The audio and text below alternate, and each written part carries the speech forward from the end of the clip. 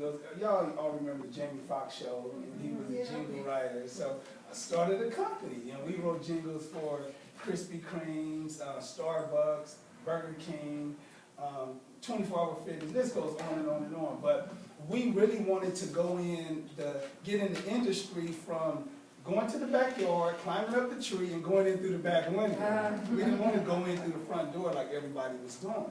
So one of our jingles that took off was Burger King, right? So I'm going to share it for y'all. Y'all want to hear it? Here it goes. I'd like to hear it. Here it goes. I'm going to be the background singer. She gonna be the background. So excuse us if we butcher it. Go to BK, you can have it your way.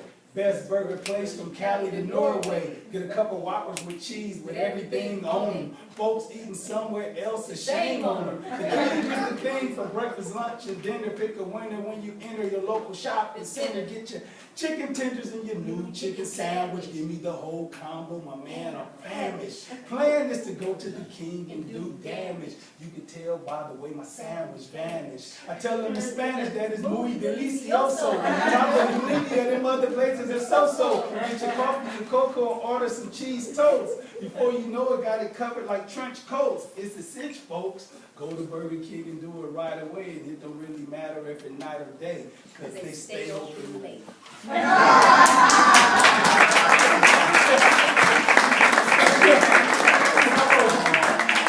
So that took off, and then we had Trojan jingles, Magnum, of course not.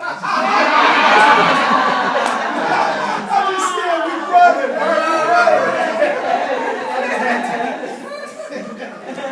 So we had. So this is where balance comes in.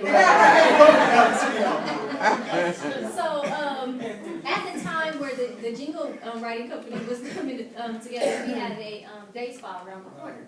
So the day spa was one room you can get your manicures and pedicures, the other room you can get your massage and all of this stuff. But the thing about the universe is that at that time,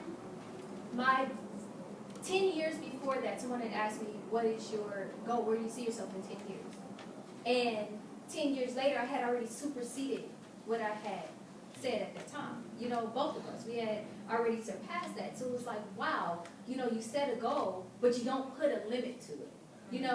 So as the universe would have it, a lot of times we get really, really angry when adversity comes our way. But a lot of times that's because you're too stubborn to make a move. So the universe will do something. So long story short, or long story a little bit longer, in our massage room, a tree was growing underground and pushed the floor upward.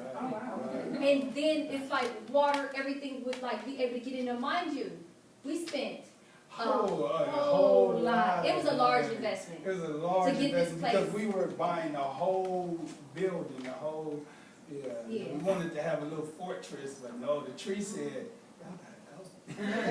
And the reason why is because, like you said, this dream was a lot bigger than what we knew. And if you bring a bird into this room and he tries to fly, he can't reach his highest potential because there's the ceiling. So the wings spread far beyond this room. So long story short, we had to go. No, well, not that one. Oh. We had to go. Like this point, it was like whatever. But in my own mind, I'm very optimistic, right? But at this moment, it was like you have to do something right now. So I was like, oh my God, what am I going to do? So his calmness came in and said, okay, this is what you're going to do. There's a vacancy down the street. So we're going to go and, talk to the people.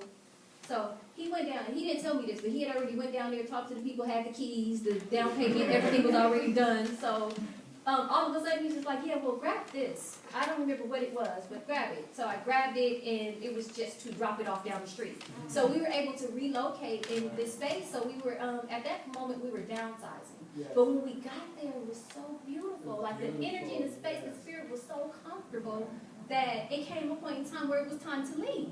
And I was like, no, I'm traumatized. Like, no, I don't want to go. We're happy. I'm happy right here. I know that we downsized, but this is okay.